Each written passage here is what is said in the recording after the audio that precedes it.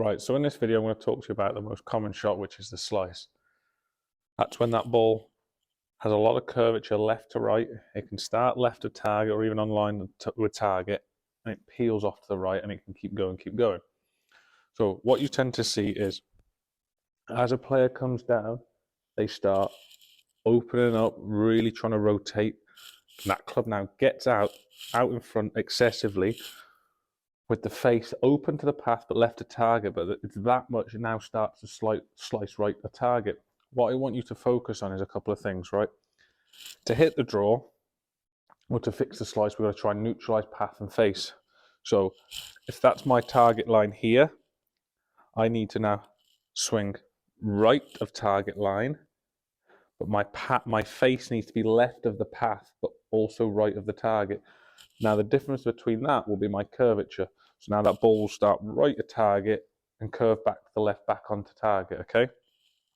There's many things that can actually cause a slice, but a few of the common ones that I see is rolling on the inside. From there, it's then trying to get the rotation and opening back up on the way down. Then the path gets straight out on the inside. So if you have a look from here now, as I roll in, everything's working that way excessively, okay? So what I want you to feel is as you go up to your backswing, you almost feel like you're leaving your back to target as you now have a weight shift back into the lead side. Now this will create some sort of space on the inside to really neutralize that path and for us to hit that ball out to the right and hit a draw back, okay? A drill we can do for that is you can literally just grab a basket and a cane, and you can really exaggerate this and make this as hard as you want. Okay, if I put that roughly in there, I'm going to look at swinging outside that cane, back under it, and release, okay?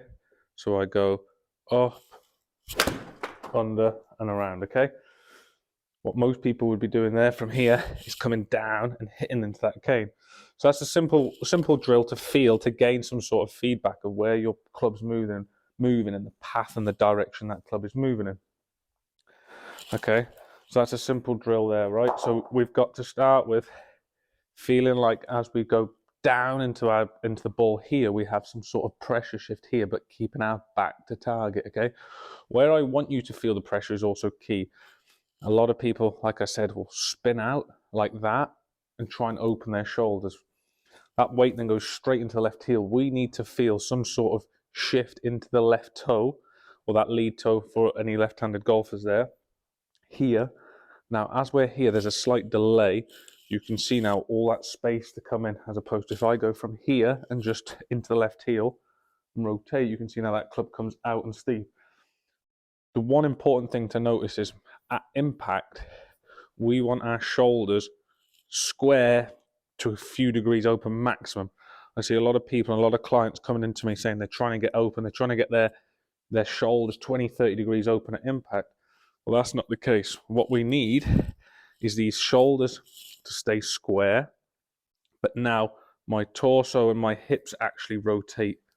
This will help me have a lot more of a neutral path as opposed to everything now going that way. So if I show you down the line, as I turn up, I come in, I come in, I come in, look where my shoulders are now. They're square and everything's now rotated. My lead side rib cage has rotated around the corner, so have my hips, and my shoulders are relatively square to target as opposed to that. So you can see how much these shoulders dictate the swing path and where that club's going to travel. So a second drill for that is you pop a cane through your belt loops like this, okay, and then you leave it quite long on your trail side. I want you to pop the club across your chest like this, and you're going to swing up to the top. And on the way down at impact, the idea is to match that club onto the cane. So that'll give me the correct amount of hip rotation as well into impact, but also teaching me to keep my shoulders slightly more square and aligned to the ball, but working on this lead side here, rotating around instead. Okay, back, through, and you can see where that club travels on, as opposed to that club now goes outside the cane. So this now gives us a good visual and feedback of working on some of the tilts and turns in the swing that can help dictate swing path and where that club travels.